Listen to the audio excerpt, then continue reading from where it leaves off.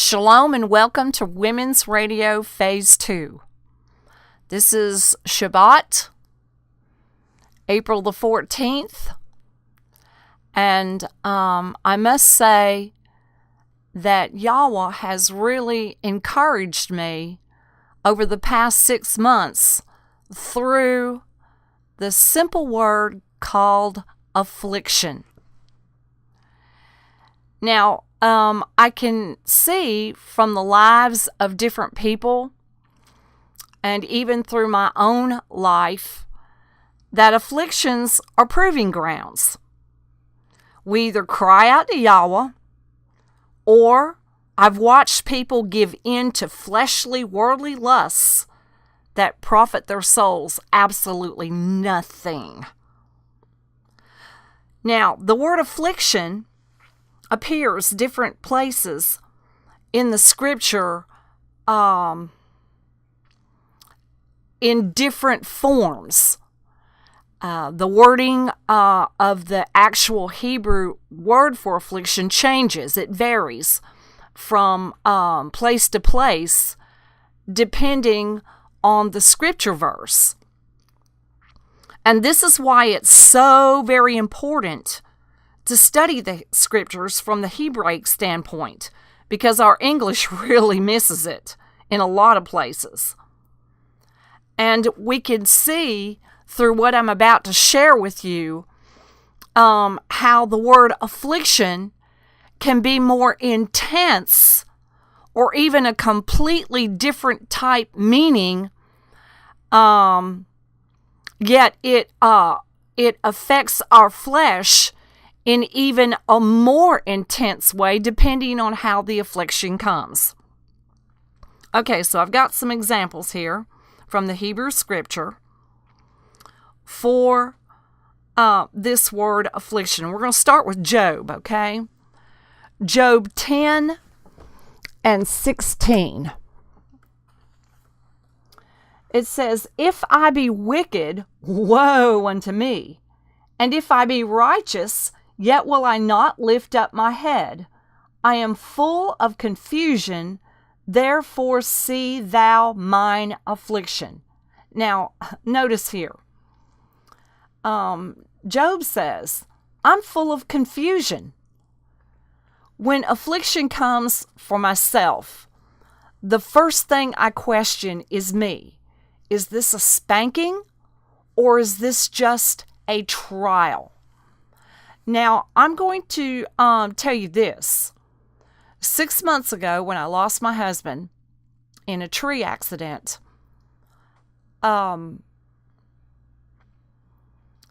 have seen where Yahweh showed me that I would be on a roller coaster. 2 weeks after Jerry died, I was shown that I would be put on a roller coaster seat without a seat belt and just handles to hold on. And the first place I would go would be up into a long, dark tunnel. Now, in the natural, I would never get on a natural roller coaster. To me, they instill fear. It's not fun. Some people are crazy and they like that stuff. Okay, well, that's your choice. You can have it. I don't want it. But we see here how Job said that he was full of confusion when his affliction came. And he said, therefore see thou mine affliction. Now, this particular word affliction from this verse in Job, it's the word, let's see if I can pronounce this, ani. And it means affliction, poverty, misery, and then it repeats affliction and poverty again. It can also mean trouble. Now we know what Job experienced. He lost his children, some of his children in one day, flocks. It was horrible.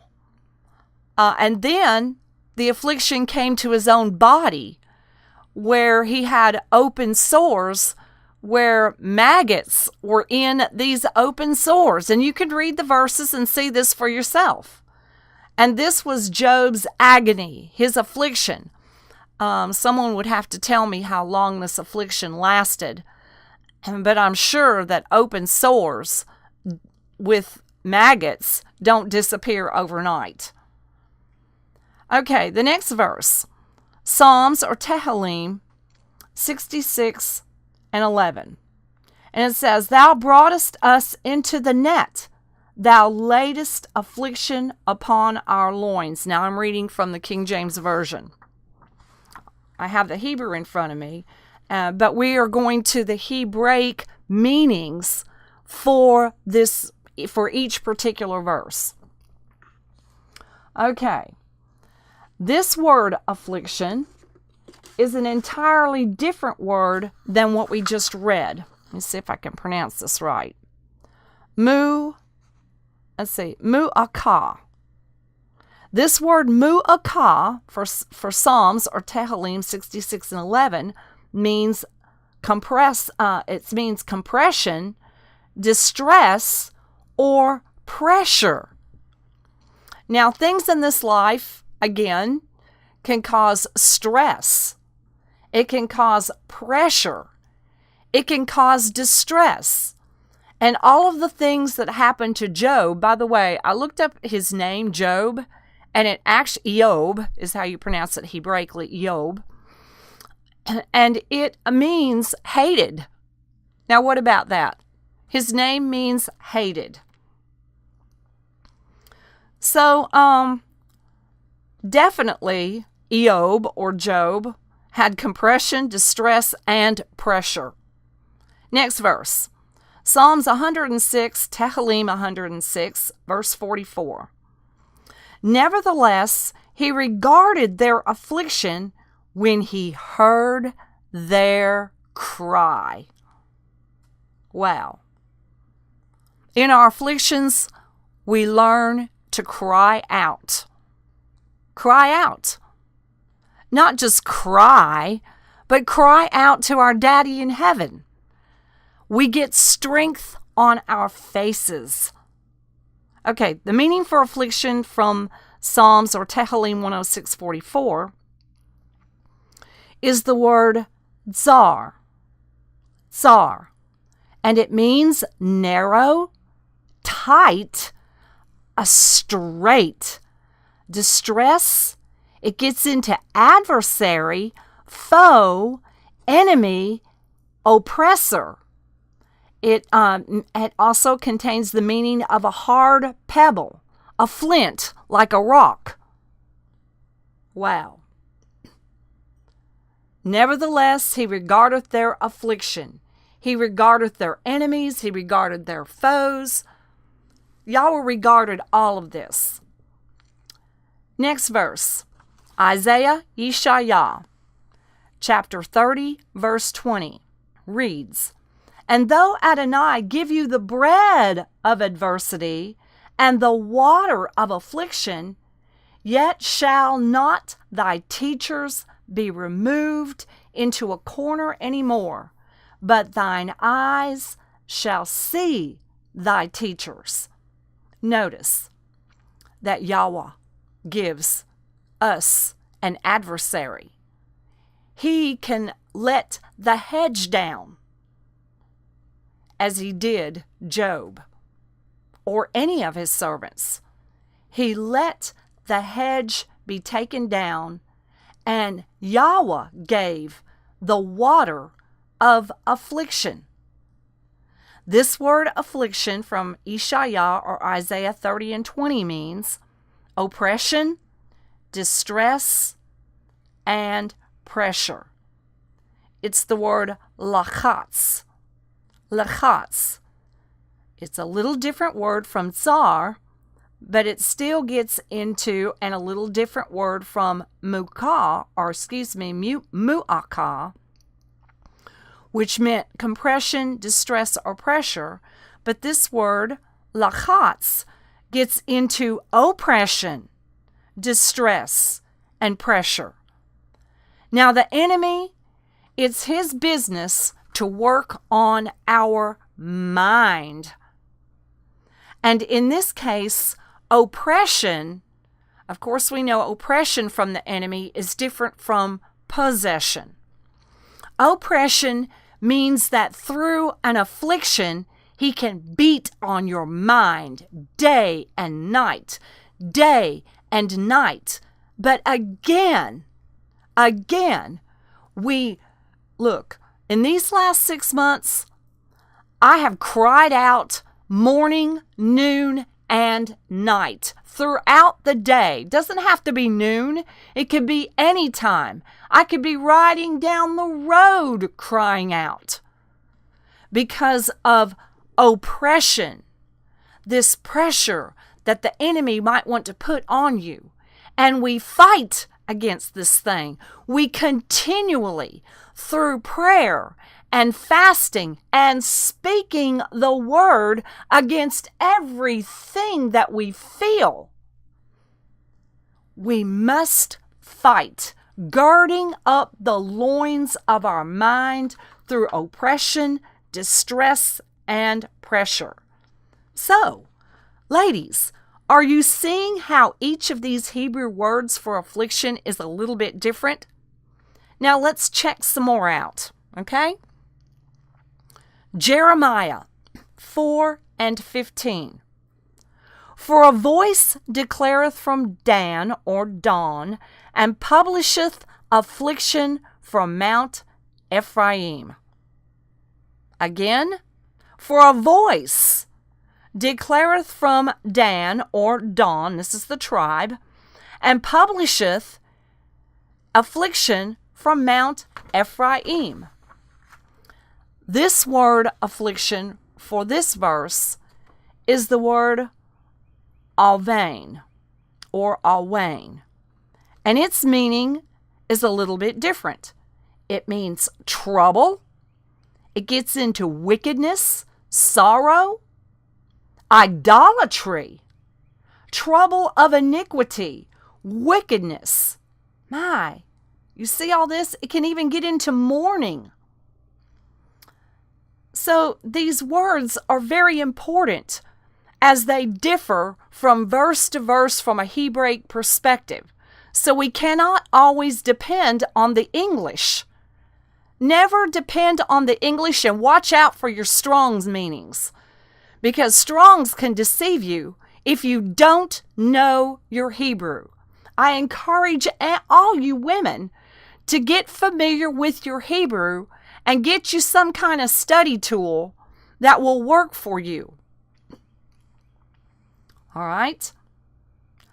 The next verse, Amos or Amos 6 and 6 says, that drink wine in bowls and anoint themselves with the chief ointments, but they are not grieved for the affliction of Joseph or Yosef.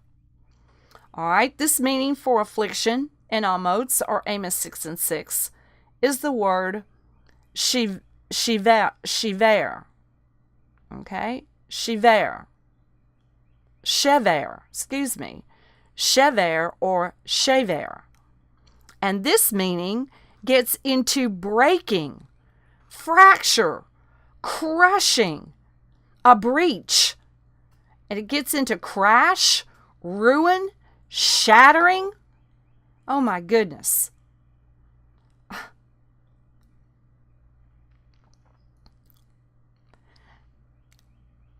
A death brings a brokenness, a shattering of the heart. And I've had two, my husband and then my mother. And only Yahwah can repair a heart. And only Yahwah comforts in breaks and fractures and crushing, shattering. Only Yahweh can comfort through this kind of affliction. And how in the world can He comfort you if you don't continually cry out, fast, seek His word and speak His word against everything that bombards your mind that opposes His word. Next verse. Some say Obadiah. Some say Obadiah. It's pronounced Obadiah. 1:13. Thou shouldest not have entered into the gate of my people in the day of their calamity. Yea, thou shouldest not have looked on their affliction in the day of their calamity, nor have laid hands on their substance in the day of their calamity. Now, this word affliction is a little bit different.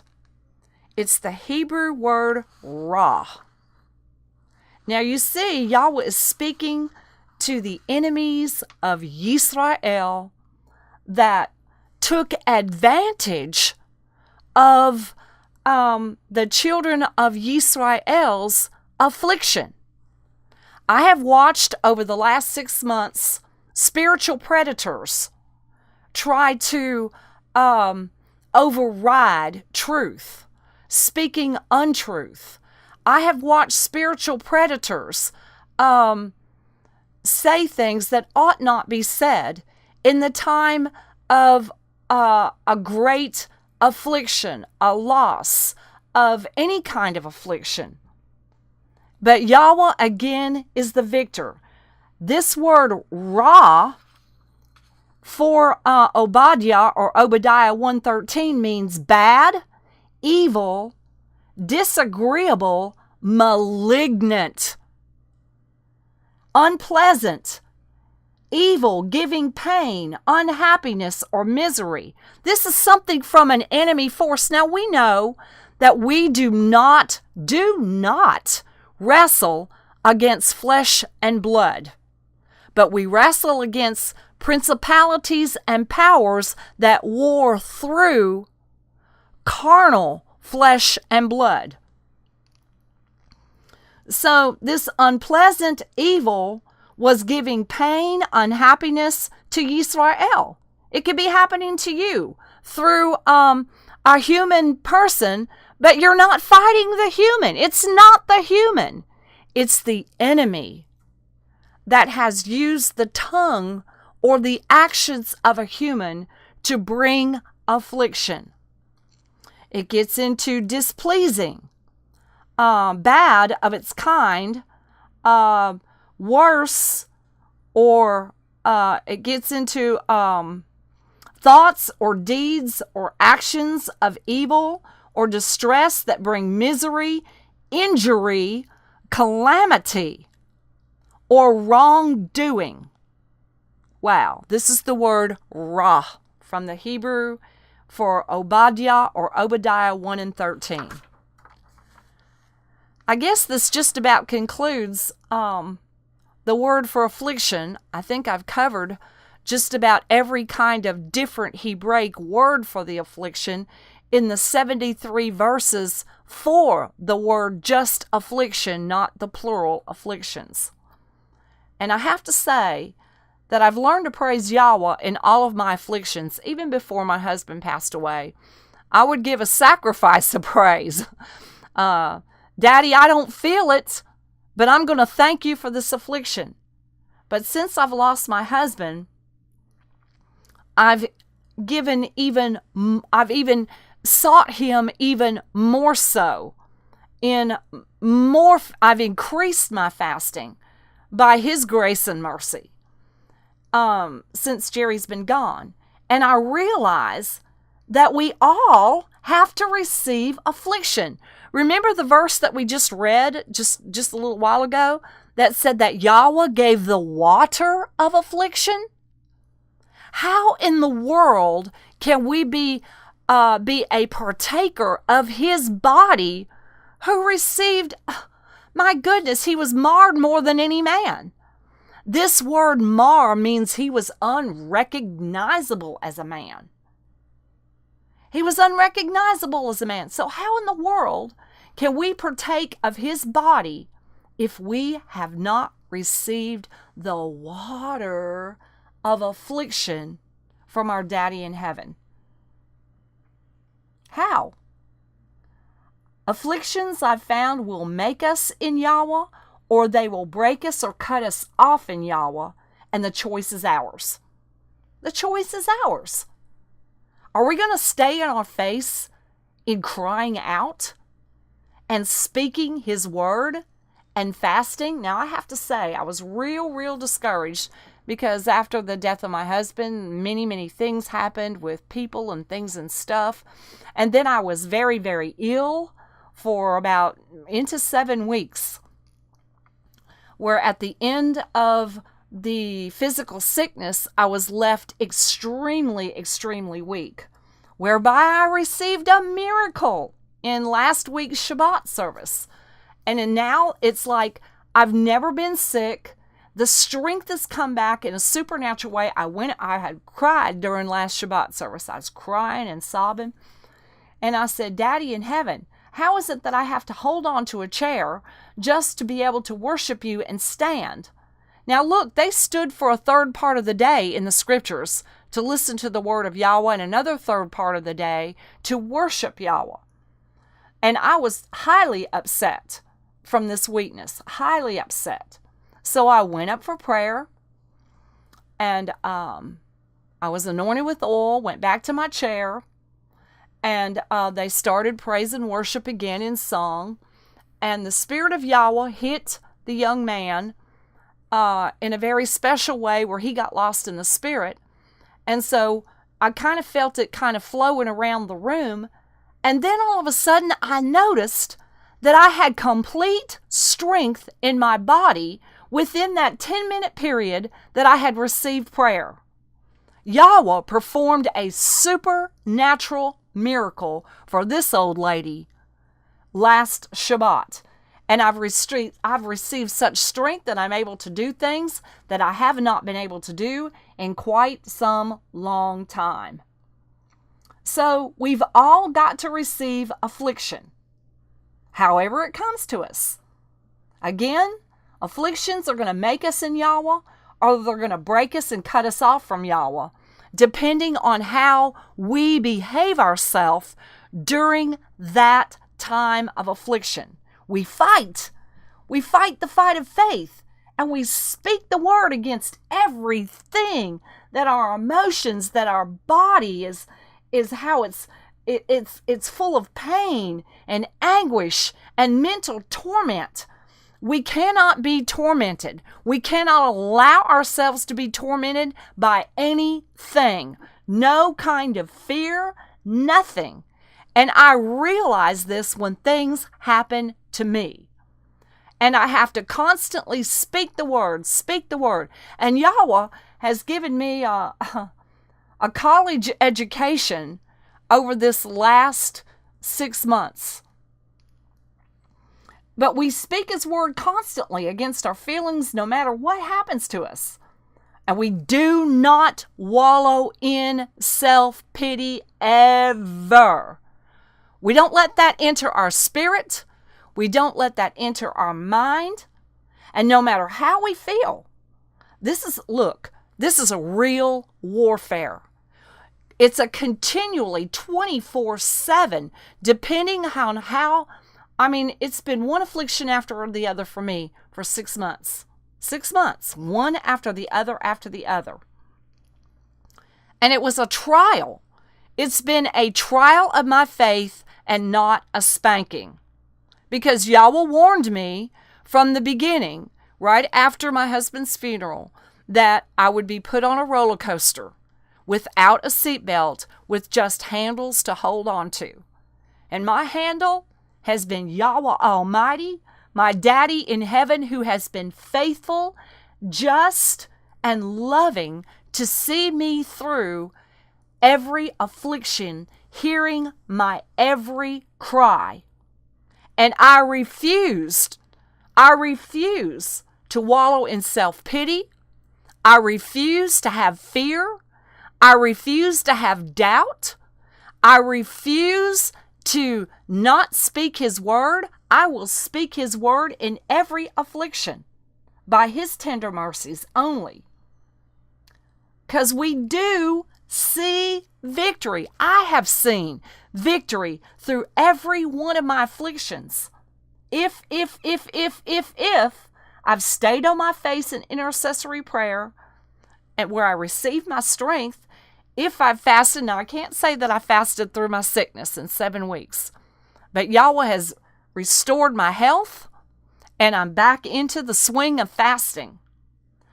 And by His grace and mercy, if we speak His word against every single emotion. I really appreciate Yahweh in heaven, my daddy, for giving me this study.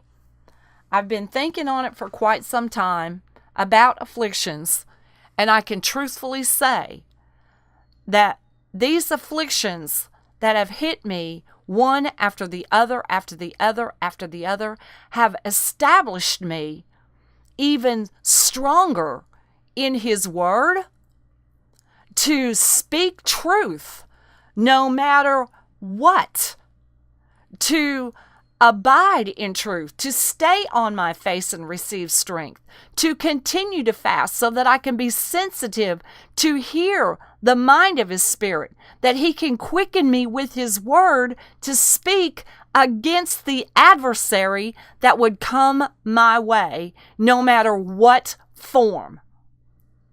This is true faith. This is a walk through a warfare that we can only quench all the fiery darts of the enemy through wearing the shield of faith, speaking His words against our feelings. And for women, women are the weaker vessel. They are the weaker vessel. And I thank Yahweh that He honors the cries of my spirit, of my heart. He hears the afflictions of the righteous, yet we know, ladies, that our righteousness is filthy rags, menstrual rags. That's what the filthy rags are, menstrual rags. How filthy can you get but that? Our righteousness is in Yahweh Mashiach's sacrifice. Our righteousness lies in what He has done for us, and we acknowledge anything that we've said or done or thought that might be transgression. We ask Him to forgive us, and we stay clean before Him in our thought train. We confess every single thought. We ask Him to forgive us for our secret faults, our ignorant sins. We stay pure before Him in thought, in everything. And I appreciate the study. I appreciate Yahweh. And I pray this study gives you strength and encouragement for your afflictions. Everybody's afflictions are different. And depending how old you are in the Spirit, my afflictions, for me, might be a little bit stronger than a little toddler's afflictions. Nevertheless, it's an affliction to prove us if we're going to hold on and stay with the Word and believe that Yahweh will deliver us out of all of our afflictions. Many are the afflictions of the righteous, but He delivereth us out of some of them, part of them. No, He delivers us out of all of them. And we may wonder, when is this going to end? When is this roller coaster ride going to stop? And maybe He just might give us a little bit of a breather and boom, it comes again. And as we age spiritually, the afflictions will become harder until the time that we may have to be faced with torture, with whatever comes our way. And may Yahweh help us all during those times. Again, ladies, may Yahweh richly encourage you through this little study. Shalom, shalom.